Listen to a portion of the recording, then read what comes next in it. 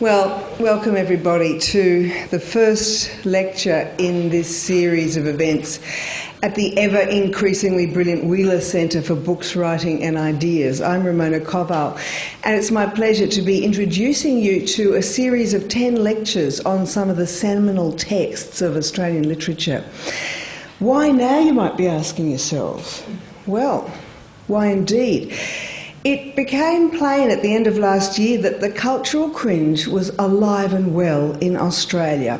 Now, I know we thought it disappeared when we began teaching and reading our own stories in books and in film from the 1970s onwards, and universities began teaching Australian literature and Australian history. Can you believe that Manning Clark, when he started writing the history of Australia, there wasn't a professorship in Australian history at any Australian university?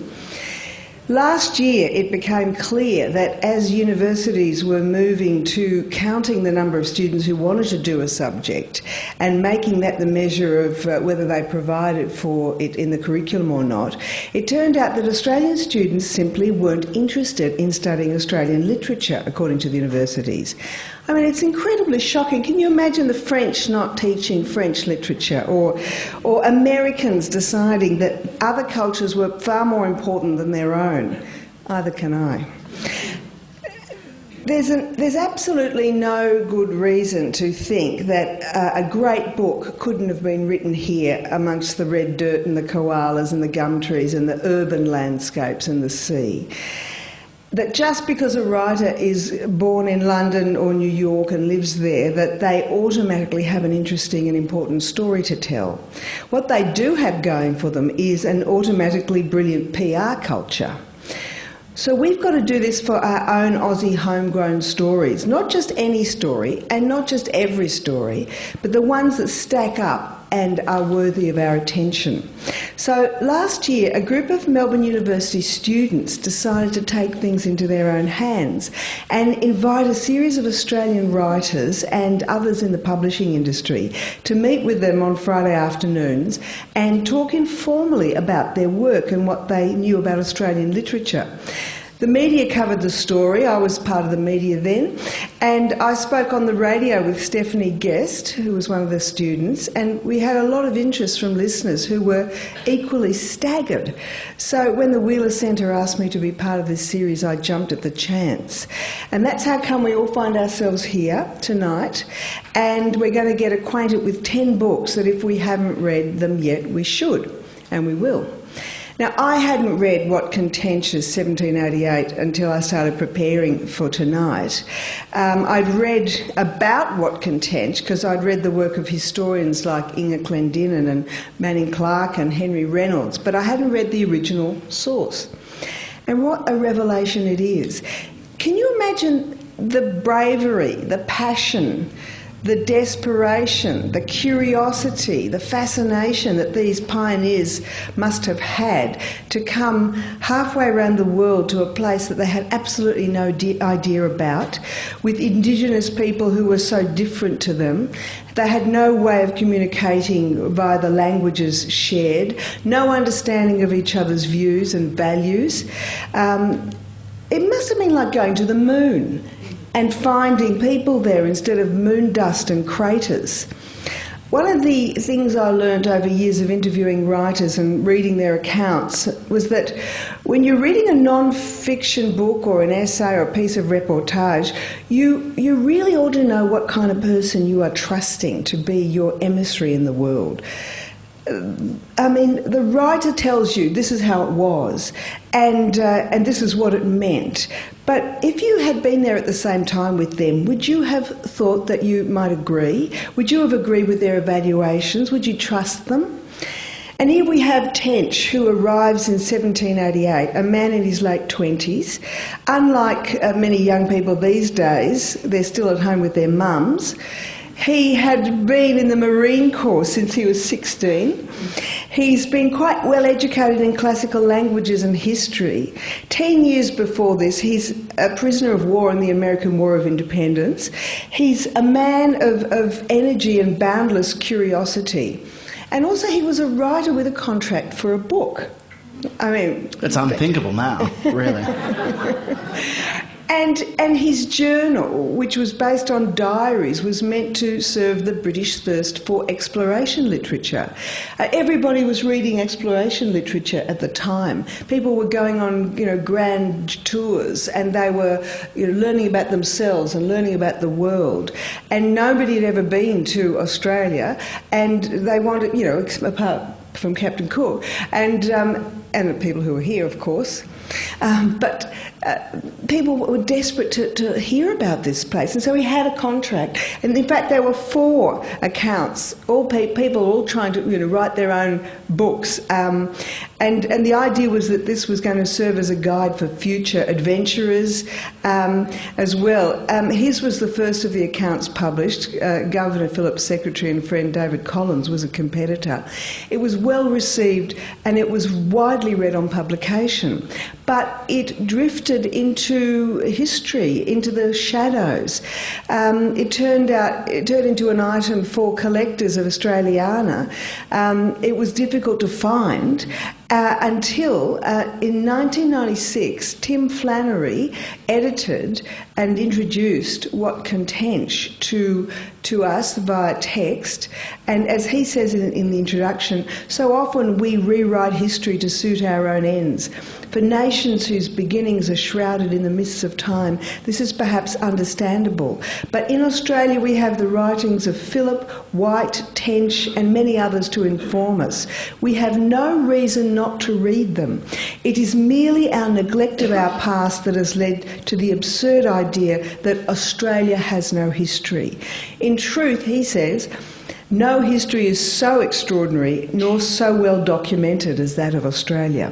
So tonight we begin our journey to claim back the writings that described who we were and made us who we are. So for an analysis and a celebration of the work of Watkin Tench, we're very lucky to be here in the presence of Michael Williams, who in fact is the director of the Wheeler Centre for Books, Writing and Ideas. Let's welcome him to his own centre.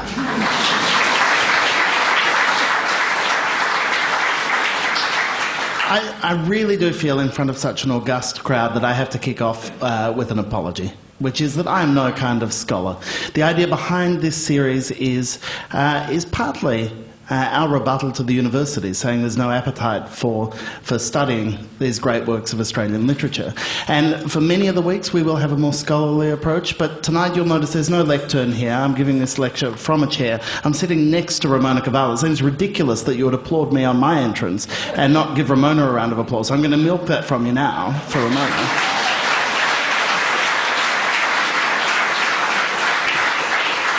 But I couldn't resist the opportunity to take to the stage for this first Australian Literature 101 to talk about the remarkable Mr. Tench, because he is a remarkable figure and one who I love, and I love him on the page, I love him as a guide, and also just to make a case for the inclusion of this book at the start of this series, because when you undertake something like saying, okay, we're going to run Australian Literature 101. These are going to be the 10 books. We're going to put together a canon and we're going to say this is what you should be reading. Obviously, that's something of a contested territory, and we're essentially picking a fight when we do that. Can I get a show of hands for how many people have read Tench before?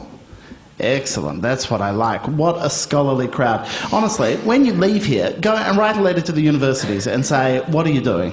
Really. The appetite is here, the knowledge is here, the passion is here. And really, the jumping off point I wanted to take was to talk about Inga Clendenon's Dancing with Strangers. And there's many wonderful things about that work of history, and if you haven't read it, I recommend that you do. But one of the really bold, really interesting things that Inga does with that book, which in many ways is a kind of incidental thing and in many ways is fundamental to its thesis, is she refers to the Indigenous Australians as the Australians and the invaders as the British. She straight away draws this line that says that what we conventionally think of of as Australianness should be a more contested territory, should be something that we think about, that we interrogate. And that notion of Australianness, I think, is part of why we have such difficulty in establishing a literary canon here. We have such difficulty in working out how Australian literature should be taught, if it should be taught. It's why the cringe rears its ugly head again and again, is because we have an uneasy relationship with that notion of Australianness. When the Miles Franklin judging panel in 1994 deemed Frank Morehouse's Grand Days insufficiently Australian to be eligible for that prize, it was one in a long line of cases of that anxiety. Well, this is entirely set on foreign soil. How can this be a reflection of Australian culture? The thinking went. And there's a kind of madness to that permeates the way that we talk about what we do. Kate Grenville claimed that for her books to be sufficiently recognised in the international market, she needed to have a wombat on every page. That kind of self-conscious Australianness, that Australiana, if you will, was what would enable it to be considered as a truly Australian artefact. But with Tench we have something different. As Ramona said, with Tench we have a book that was originally conceived of as a piece of literature. I mean, in Watkin Tench we have a narrator who is self-consciously literary, who is constantly doffing his cap to his reader, who's thinking about his reader's needs, about his reader's expectations. He's an intensely literate young man. He is incredibly witty, incredibly curious, incredibly humane, but he is never in any doubt that what he is doing is crafting a narrative and crafting a story for an audience. And somehow that gets lost. Somehow in the way we read our own past, our own history, it does get relegated to first history, then Australiana, then this kind of kitsch value almost, that here's a little memento of a time lost. So much so that it wasn't published. Texts work in resurrecting it as 1788. That's just shamelessly pandering to the airport market there, trying to make it sound like a potboiler. It was actually published in 1979 under the very catchy and market-aware name of Sydney's First 4 Years, being a reprint of a narrative of the expedition to Botany Bay and a complete account of the settlement at Port Jackson.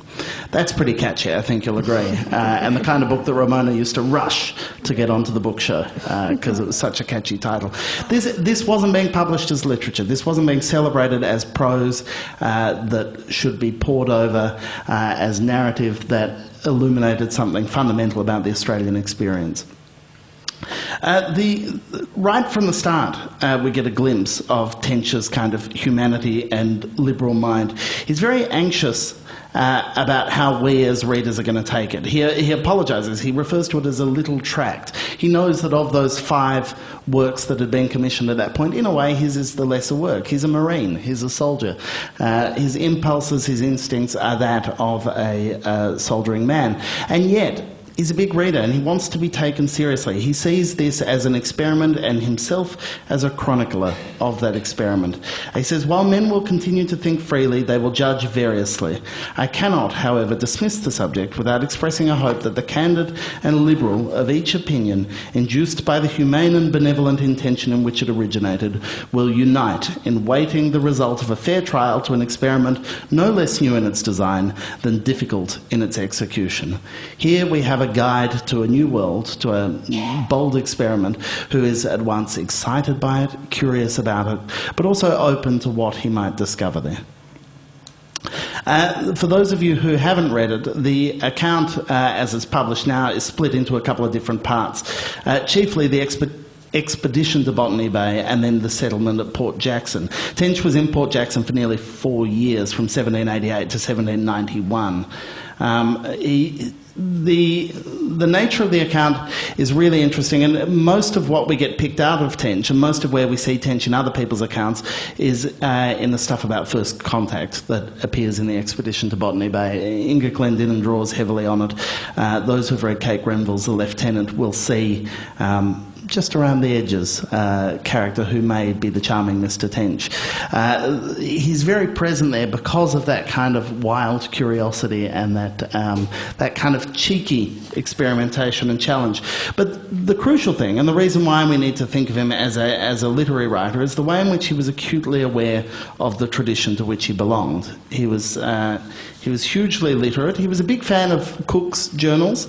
He referenced them enormously, but in a way that suggested that he thought he could do a bit better. He was a little more irreverent. He was a little cheekier. I just find a fabulous reference here. Apologies. He's quite deferential most of the time when he refers to his forebears. And a couple of examples. It was no less gratifying to an English ear than honourable to Monsieur Le Perouse to witness the feeling manner in which he always mentioned the name and talents of Captain Cook. That illustrious circumnavigator had, he said, left nothing to those who might follow in his track to describe or fill up. Tench knew the tradition he belonged to. He knew the debt he had to his forebears, but he wasn't beyond lightly teasing them. Describing the passage through Brazil, Tench writes memorably, "Except when at their devotion, it's not easy to get a sight of the women. And when obtained, the comparisons drawn by a traveller lately arrived from England are little flattering to Portuguese beauty."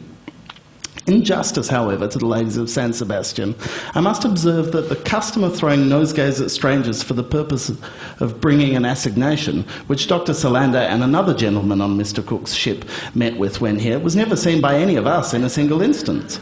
We were so deplorably unfortunate as to walk every evening before their windows and balconies without being honoured with a single bouquet, though nymphs and flowers were in great abundance. Tench was cheeky. He knew what had been said by those who'd come before. He knew what the expectations of those back in England reading were. And he was not... it wasn't beyond him to deliberately play with those expectations and to deliberately challenge them. It's in his curiosity, though, about the Indigenous people of Australia that Tench feels most intensely remarkable. There's a fantastic account. He's particularly fascinated by Bennelong, and we might come back to this a bit in discussion, but one of the liberties that Tench takes is by ascribing certain words to Bennelong that we might assume he's having a little bit of narrative liberty with. There's one account of Bennelong's justification for assaulting his wife. And Tench quotes Bennelong and says, "Bennelong proclaimed, 'She is now my property. I have ravished her by force from her tribe, and I will part with her to no person whatever until my vengeance shall be glutted.'" Clearly Bennelong was a very big reader of Wuthering Heights, which is a good thing, and a man well aware of the literary tradition to which he belonged also. But for all that's kind of slightly teasing poor old Watkin, he has this intense kind of openness to the Indigenous experience that for contemporary readers is exciting to read. Here is someone who's not going in with a set of expectations about the people he's found. He's not going in with all these preconceived notions. At the very start of the book, the account of first contact is a particularly kind of beautiful passage. He's got a 7-year-old child with him. It's not quite clear whose child. Tench just carried one with him at all times, clearly. But I'll read the account. "I had at this time a little boy, not more than 7 years of age, in my hand. The child seemed to attract their attention very much, for they frequently pointed to him and spoke to each other. And as he was not frightened, I advanced with him towards them, at the same time baring his bosom and showing the whiteness of his skin. On the clothes being removed, they gave a loud exclamation, and one of the party, an old man with a long beard, hideously ugly, came close to us. I bade my little charge not to be afraid, and introduced him to the acquaintance of this uncouth personage. The Indian, with great gentleness, laid his hand on the child's hat, and afterwards felt his clothes, muttering all the while." It's a really, I think so much in our literature to do with those moments of first contact owes so much to Tench, that his understanding, his openness at that early point is what kind of establishes our understanding today, what kind of cements our notion of what that contact was like in a narrative sense, in a kind of historical sense, in an anthropological sense. It's kind of an acute illustration of something that is a kind of foundation of Australian identity through to today.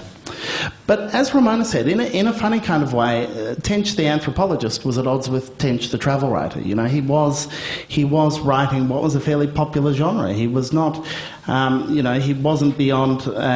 We don't have many indications of what he read, but he does belong to the tradition of Defoe. He belongs to those were his contemporaries. They were the people who were so kind of intensely popular at the time. So you have this military man and intellectual, kind of these two competing, I would say competing, but that would be like the comments made about military men on the Circle recently. So I wouldn't say that, obviously, just in case. But Tench's diary doesn't read as a diary. I mean, even though at the beginning of each entry there's a date, it's the date of the events that he writes about. It's not the date he's writing it. He gives nods to this. He apologises at one point for taking liberties of not including facts on a day because it affected the story. You know, this is a man who wants his readers to have as good an experience as possible.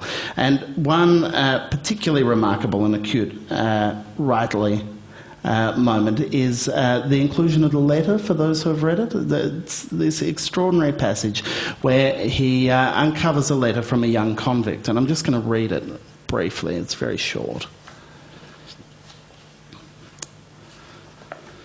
Samuel Peyton, convict, for having on the evening of the King's birthday broke open an officer's marquee with an intent to commit robbery, of which he was fully convicted, had sentence of death passed on him at the same time as Corbett, and on the following day they were both executed, confessing the justness of their fate and imploring the forgiveness of those whom they had injured.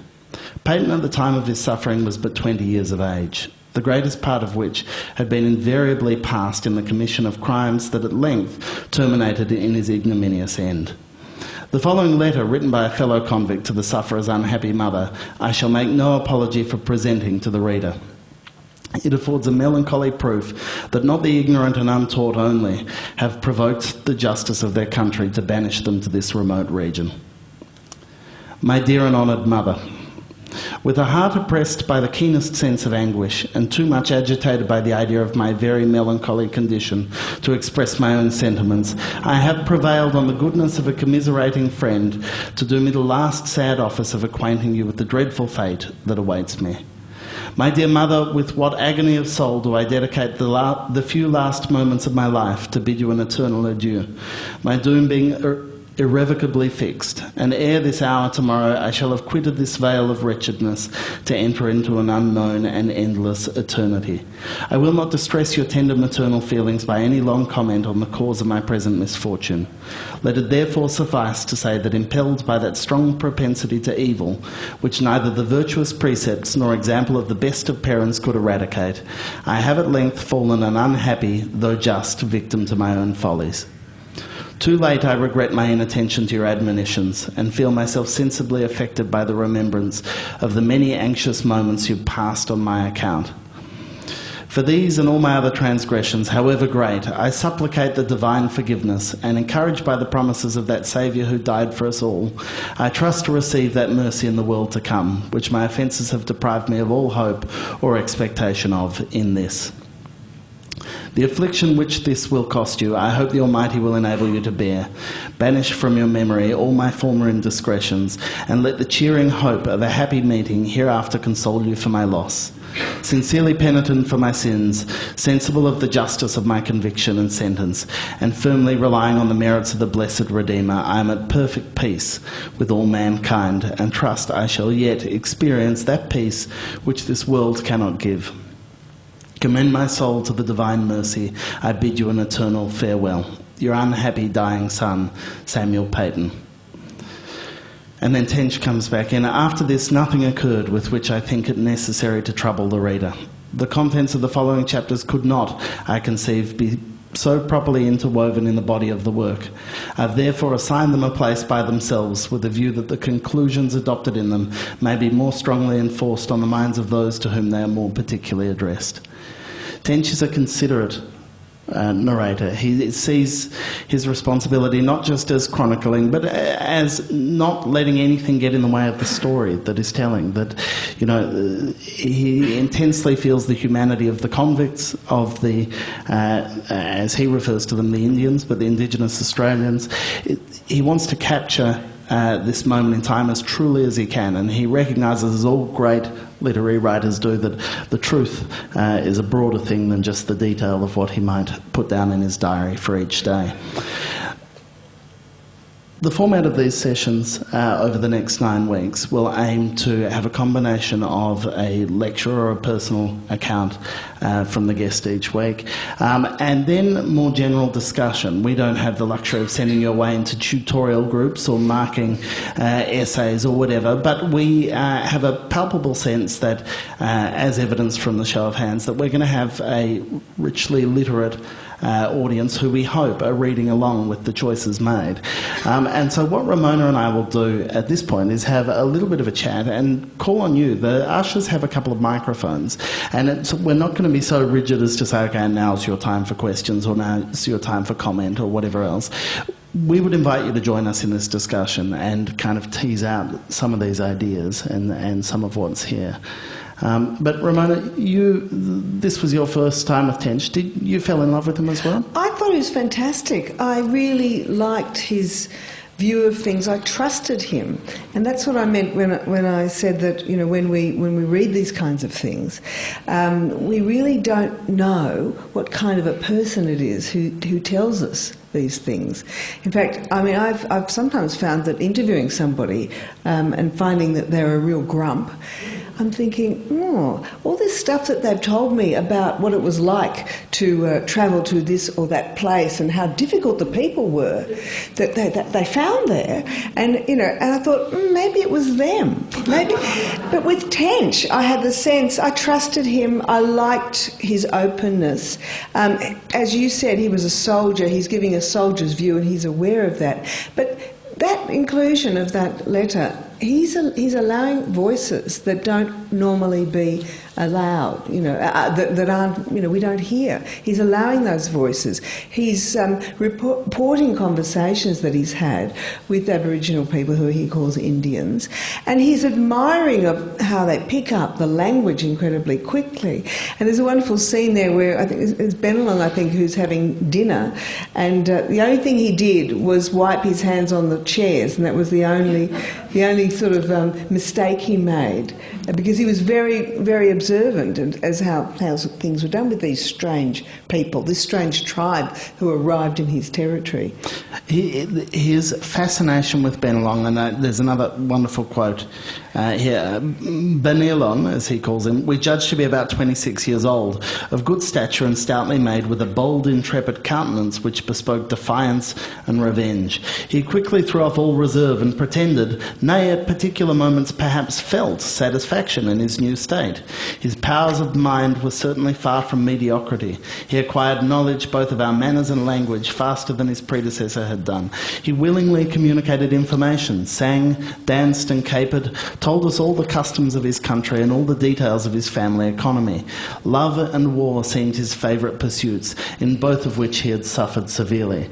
That kind of amused tone of voice that Tench has, but also the way in which he regards Bennelong, as he has it, as kind of as an equal, as a peer, is fascinating, I think. And he reports on the women, the Aboriginal women. And remember, he's a man in his late 20s. He's not married yet. I think he gets married when he leaves. Almost as soon as he got back to the UK, he got married. Yeah. But he's a man on his own here. He says, the tone of voice of the women, which is pleasingly soft and feminine, forms a striking contrast to the rough guttural pronunciation of the men. Of the other charms of the ladies I shall be silent, though justice obliges me to mention that in the opinion of some amongst us, they show a degree of timidity and bashfulness which are perhaps inseparable from the female character in its rudest state. On International Women's Day.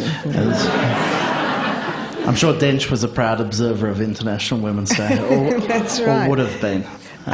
His eye is really acute. He's prepared to stand back and report and observe. He's not pronouncing so much, is he, as giving you all of the details. No, and I do think that curiosity goes again to Tench, the writer. Tench, Tench having one eye on telling a story as much as anything else. And so anything that's good fodder for it, anything that is a good anecdote or something that he can be charming about or something that he can turn into a curiosity for his readers. He's got that Bowerbird quality that I think is so appealing. But that paragraph that you read after the letter was, in a sense, saying, I want you to think about this. Yeah, absolutely. I want you to imagine this young person just writing this letter and, I don't need to say any more, contrary to the style at the time, probably. The one thing that struck me when having a look at this and thinking about the inclusion of this book in the series was the way in which we relegate things to the status of historical artefact or curiosity. And I was drawn to the discussion that happened back in 2009 when they released the Macquarie Pen Anthology of Australian Literature. I know that you did a big radio show on it and talking about it because it was a kind of hotly contested publication, partly for the issues of creating a canon that I'd flagged earlier. But a big part of it was the question of the things that were included, because fragments of letters and speeches and things were included in there as a fundamental part of understanding an Australian literary tradition. And the argument that went back and forth largely centred around that. Peter Craven, I think, memorably wrote a review that said there was far too much Indigenous content and that it wasn't actually of literary merit. And in the argument around that, one of the nice things was reference to there's a letter from Bennelong from 1796 that was included in that anthology. And that letter says, I have not my wife. Another black man took her away. We have many Murray doings. He speared me in the back, but I better now. Sir, you send me, you please, some handkerchiefs for pocket. You please, sir, send me some shoes. 2 pair, you please, sir. Now, I'm not sure if I would have included that. You're not sure that has literary merit? Well, it's a letter. It's got historical merit. It's very interesting. Did Bennelong write it as a poem or as a story or his own story? Or I'm not sure. I mean, maybe we should ask. Don't be shy. Look how many of you there are. You could put your hand up, you'd have the microphone. Most people in the room won't know who you are.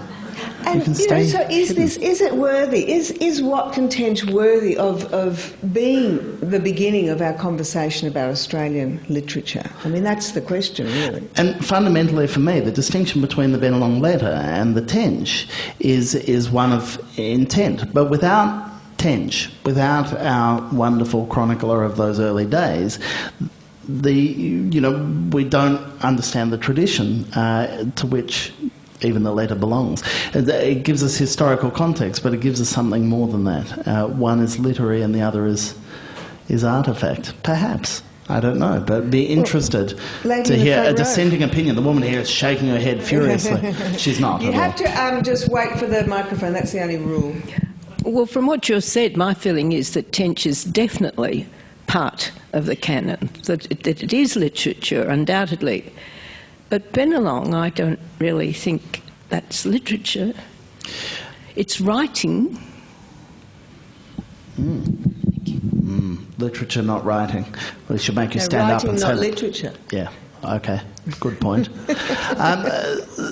I mean, the interesting thing, and for us the marker was, what other Australian literature did we feel might not exist if it were not for the kind of writing that Watkin Tench was doing? Or what is the context that he creates for us? It's 11 years between the publication of the diaries and for the term of his natural life coming out, I think, or something like that. It's somewhere in this bundle of paper, so I'm not going to swear to the 11 years. No one write that in your notepads. I was going to just tell you what people were reading at the time, when he was writing this. In the middle of the 18th century, literacy levels were quite high across all classes and genders in Britain. There were all sorts of books were demanded: scientific treatises, travelogues, sentimental plays, collections of poetry, journals, periodicals. The novel really begins to be coming into demand. People are reading for information, entertainment, for moral improvement. The writer becomes to be a professional person. And there was a cultural cachet, as I said before, associated with travelling. The Grand Tour was what people of means were on. And travel had a sort of a metaphorical status too, as a journey of the heart, the mind, the soul. For example, Lawrence Sterne's The Life and Opinions of Tristram Shandy, Gentleman, 1759 to 67. And also there was a reissuing of classical works and retranslating them, like the Iliad and the Odyssey. So the Odyssey was part of people's imagination, the big journey, and Watkin Tench falls into this. So, yeah, I mean, of course there's literature. In the time that he was writing, this was the kind of things people wanted to read. But the other question for me comes back to that Clendenin proposition of Australianness. And he's very British, and he belongs to a British literary tradition. But I think what we see in Tench is a voice that we would quite proudly try to hope that our own literary traditions might owe a lot to. Robert Hughes said, and I love this quote: "Not to have read Watkin Tench is not to know early Australia. An eye that noticed everything, a young man's verve, a sly wit, an elegant prose style, all brought to bear on an unimagined place and a very strange micro-society." That voice, that wit, that sly wit and elegant prose. I mean, one of the things that fascinates me is... So you think he was completely sort of taken up by the Australian environment for that moment and turned into an Aussie? I think he defined it. I think that's why he's here, is I think that voice and the way in which that voice responded to the new world... But that was an accident, wasn't it? Yes, absolutely. But any national voice is an accident, I think. I think it's a product of history. It's something that evolves over time. And I think that the kind of people who found themselves thrown into this environment and the way in which they responded to it and the stories they told, and strange singular men like Marine called Watkin Tench, are exactly the kind of voice that, when we think about what constitutes Australianness in voice and the kind of horrible cultural wars that go on over what's Australian and what's un-Australian. Think of the qualities that we try to ascribe to Australianness. They're to do with the larrikin spirit, or they're to do with the an irreverence to authority, or a sly curiosity, or whatever. These are qualities, all of which are evident in Watkin Tench. And I think the way that we build that sense of national identity, the way we build that voice, is through our writers and through our literary canon. And Tench, deliberately, accidentally, it's a happy accident of history. But how weird that he got lost in history. He got lost in the shadows. Well, there's a lot going on in our history. It's easy to get lost there, I think. Or to get forward. Now, I'm worried that our assembled people are still too shy. Present company accepted, madam, to put their hands up. So here we go. Lady. We pause for breath enough for some hands to go up. Thanks. Just referring to your introduction where you said we still have the cringe, could you give me some examples? Because I think people often say that, but perhaps we're just perpetuating the thought that we have it. Well, what do you call it when Australian universities don't teach Australian literature and Australian history? In fact, the Australia Centre hasn't that just turned into a filing cabinet now? I think so. I mean, a big filing cabinet, to be fair, but a filing cabinet nonetheless.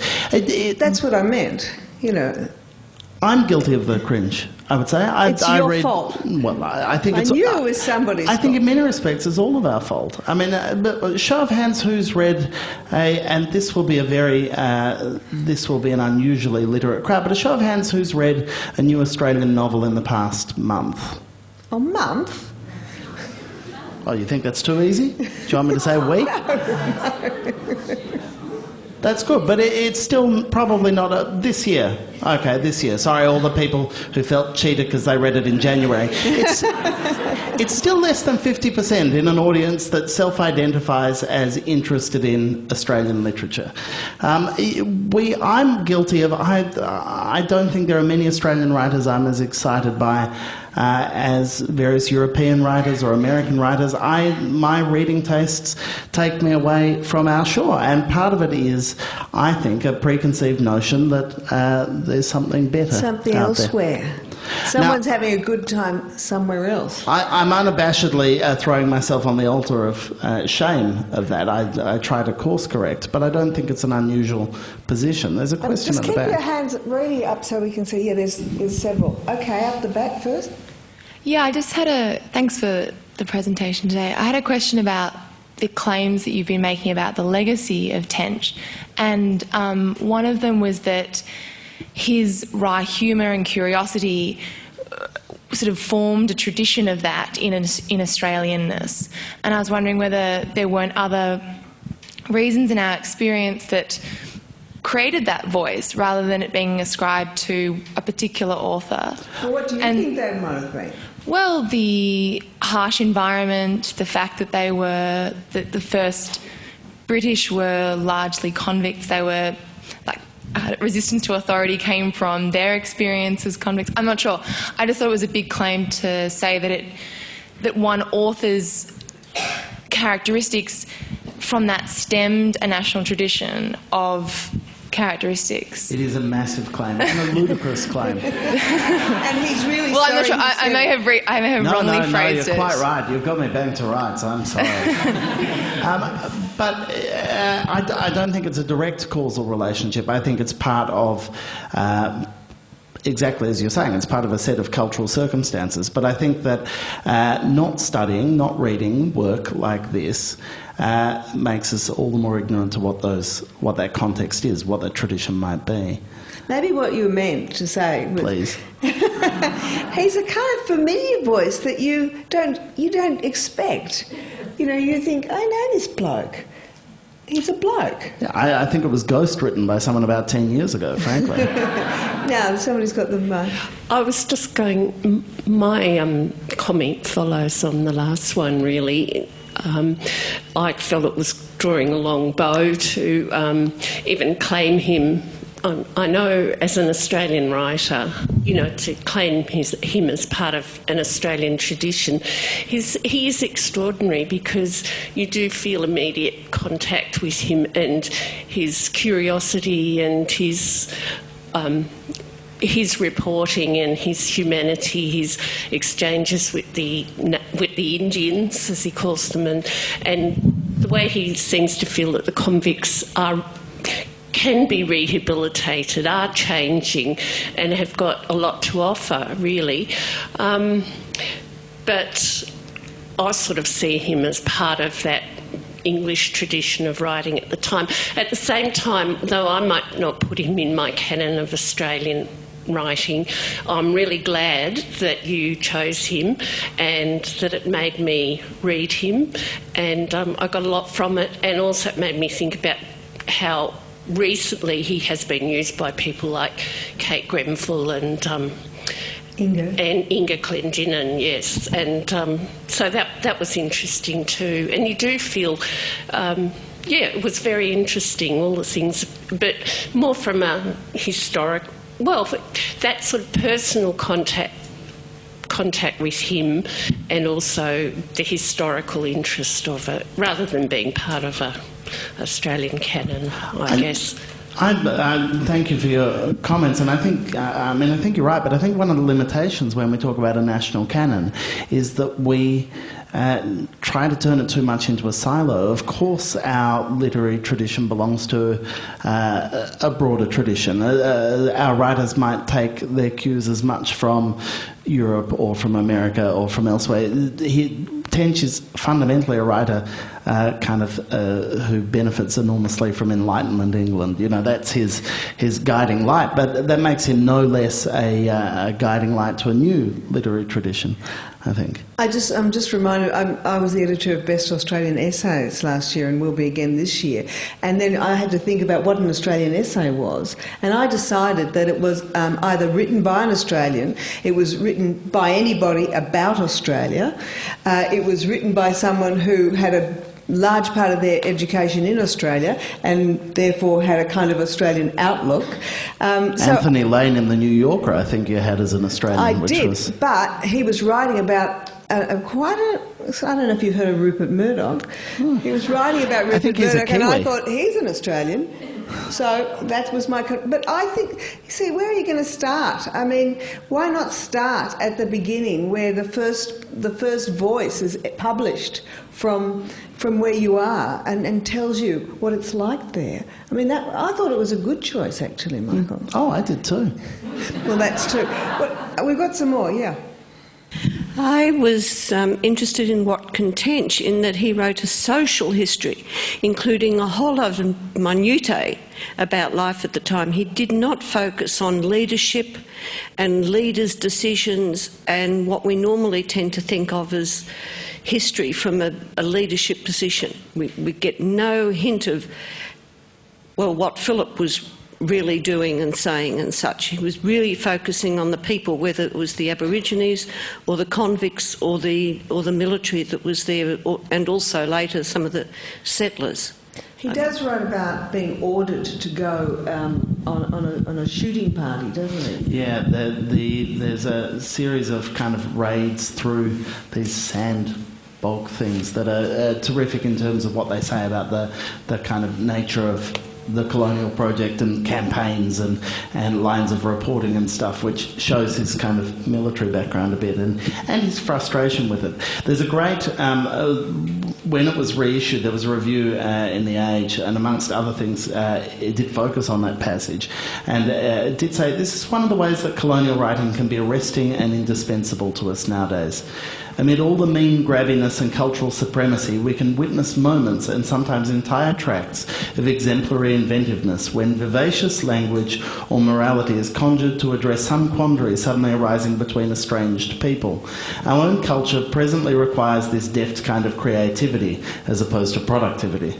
Tench is creative like this when the smallpox epidemic begins and he agonises over the Aborigines' suffering, while knowing that he feels only a tiny fraction of the catastrophe assailing the Eora.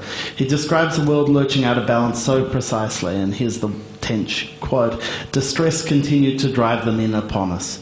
It's this kind of sentence, compacted, ugly but exact, that is needed to get the measure of the disaster.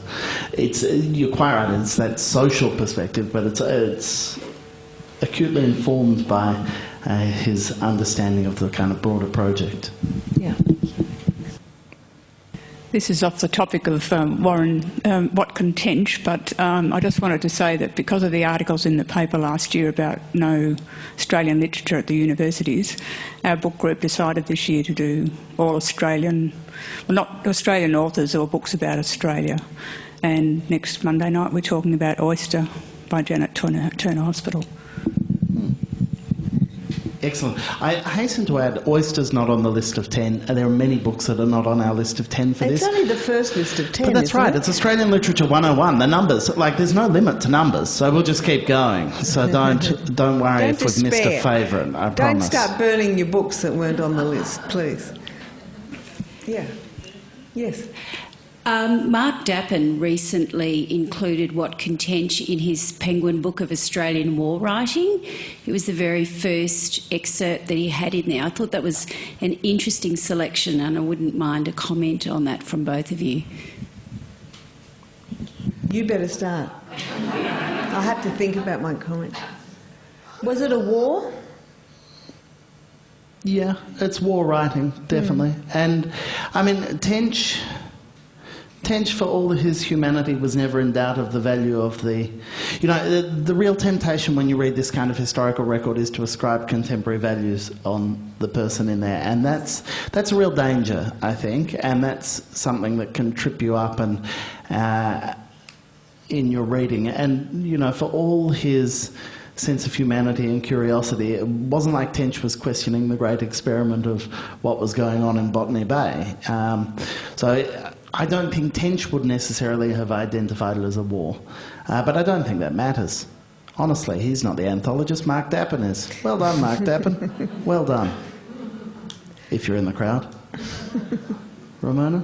No, I agree with you. I mean, it was a lull, wasn't it? Watkin Tench's observations, and it's a pity that more people didn't agree with him and his outlook, but they didn't. So it turned into a war. It was an invasion, it was a military invasion. Of course, it was a kind of war. Have we got... Oh, there were so many more hands, and they got scared by the war question. There's one down the back there. Now, don't fight over it. Or do. I certainly was frightened by the comment about war. Watkin Tench seemed to have a lot of people in his mind as his audience when he wrote the book, and you get the feel of that when you read it. But what I'd like you to comment on is a section at the end of the book where he seems to be extolling the commercial prospects of whaling in and around the continent, or at least in the seas off Botany Bay. What do you make of that piece of writing in his work? He wasn't a great environmentalist, I'll give you that. I'll just read a brief passage from that section, just for a glimpse. The only remark which I have to offer to adventurers on the above subject is not to suffer discouragement by concluding that bad weather only is to be found on the coast of New South Wales, where the whales have hitherto been seen. Tempests happen sometimes there, as in other seas, but let them feel assured that there are, in every month of the year, many days in which the whale fishery may be safely carried on. The evidence of the abundance in which the spermaceti whales are sometimes seen is incontrovertible. That which speaks to their being not fish of passage is at least respectable and hitherto uncontradicted. The prospect merits attention. May it stimulate to enterprise. Flannery says that Tench's interest in the natural world, as Ramona mentioned, Tim Flannery was partly behind the reissue of the book when it happened 10 years ago now, a bit more. And Flannery does acknowledge that Tench's attention to the natural world is not quite what it could be. But what would you like to say about the whaling? What do you? I mean, whaling was such an important, absolutely critical industry. For I agree. Oil I agree. I just wondered whether he was intentionally a lobbyist for the whaling industry and one of the early ones, and just how that fed into the other aspects of the book. I don't know that it would have been lobbyist in the contemporary sense. It's not like it was in the pocket of big whaling. I don't think. He was a great-great-grandfather of Gina Reinhardt, which is a little-known fact. No, I don't think it would be deliberate. I think, as with all things Watkin, he was not afraid to express an opinion. But I don't think it was due to vested interests. I certainly don't get that sense. He's a man with a publishing contract. He's really excited to be reporting. He's a reporter. It's reportage. I don't think he's. It's funny, not enough can be said about how remarkable the nature of that publishing contract was, because he was, of all the people who were part of that project, he was far and away the most junior amongst them. He wasn't a particularly prestigious figure, and the publisher really was just taking a gamble. The publishing house, John Debrett of Piccadilly, commissioned him in 1787, a 29-year-old Marine who happened to be going on the voyage. It's an incredible... but it's an indication of the level of public interest, really, in what was going on. And Watkin was a very good writer. He sent everything on deadline and was the first out, which is quite remarkable. Yes. One of the things that I love about Watkin Tench is that he is very young, and it's a great thing to see a young person's voice in history.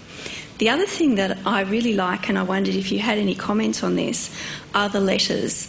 the letter from the convict before he is killed, and also the letter that is from Bennelong. And I understand that in those times, a lot of times letters were written for people by someone else.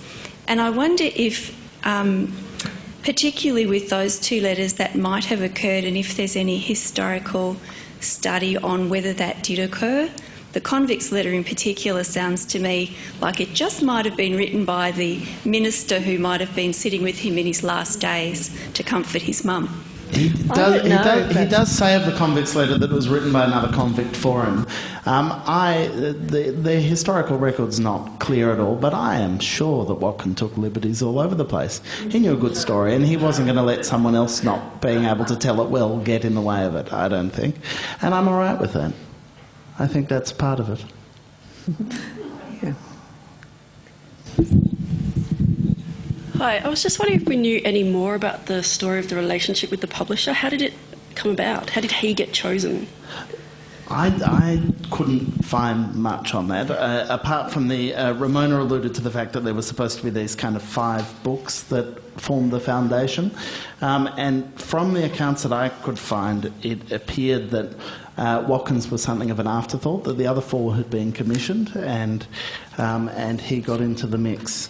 Afterwards, he went on to write more. He brought out a book of letters that he wrote when he was in France back to a friend. Like he had a literary career that extended beyond just his accounts of his time in Australia. And as Ramona says, he returned to England, he married there, and then he went and wrote the French letters.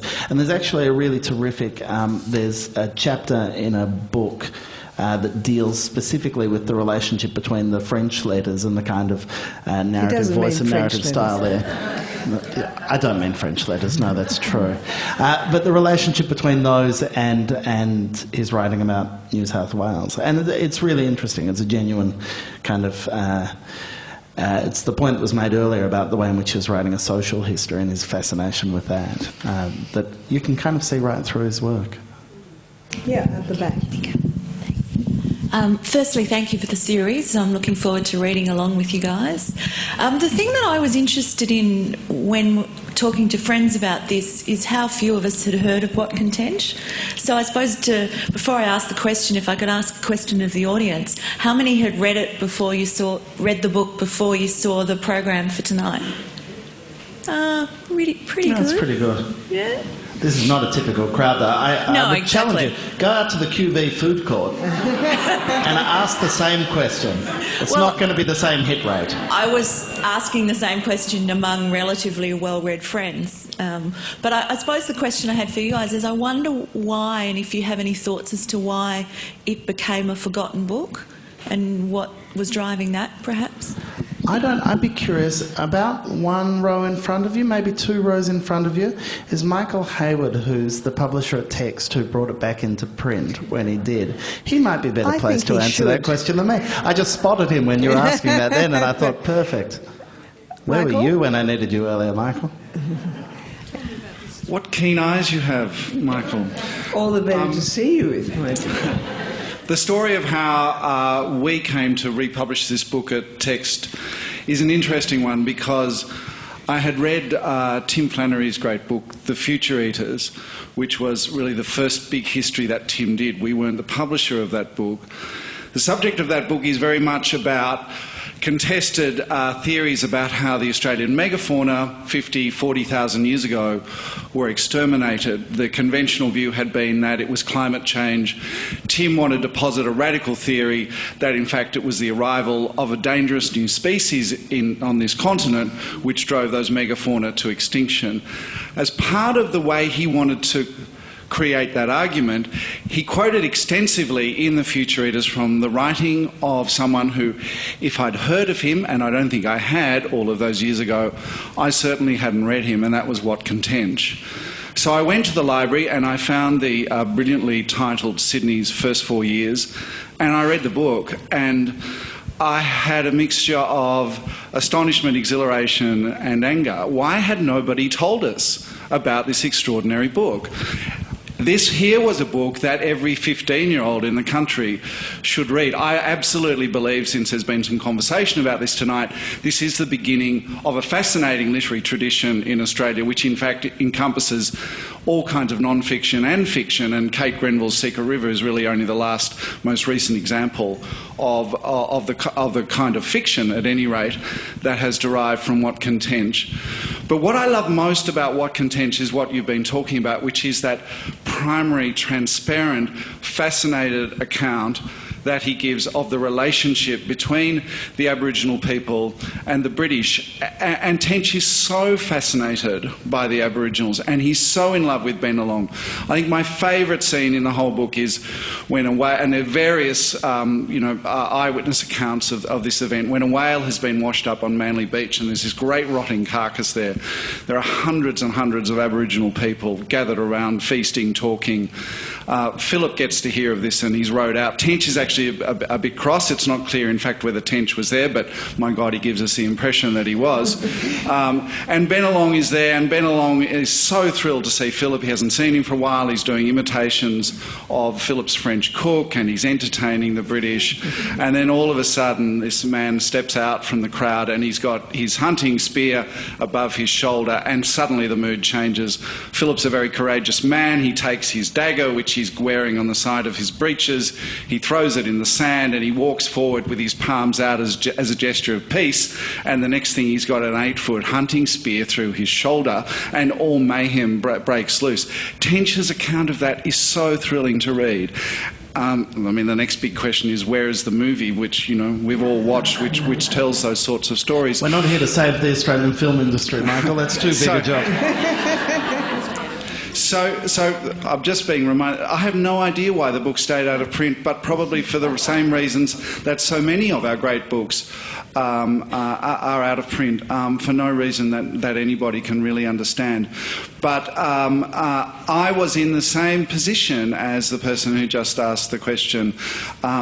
So I went to all of my friends, all of whom are much, much better read than I am, and said, what do you know about Watkin Tench? And no one had read him.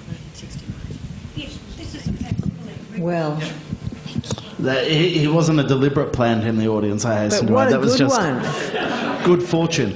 But this can be the start of having an attempt to do something about that and to change that. Thrust a copy of Watkin Tench on people you know who haven't read it.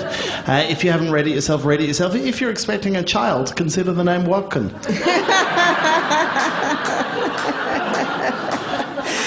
And please come along next week, same time, same bat channel, where we're going to be discussing The Getting of Wisdom by Henry Handel Richardson. It's going to be the wonderful Rodney Hall up here with Ramona talking about that. And in future weeks, don't want to give them all away, but the 2 weeks after that, you can see Chris Wallace-Crabb talking about Judith Wright, and the week after that, Michelle de Crezzo on Christina Stead. So a terrific and illustrious lineup. So get reading if you're not ready, because you need to be. And thank you so much for coming and making our first lecture so much fun. Thank you.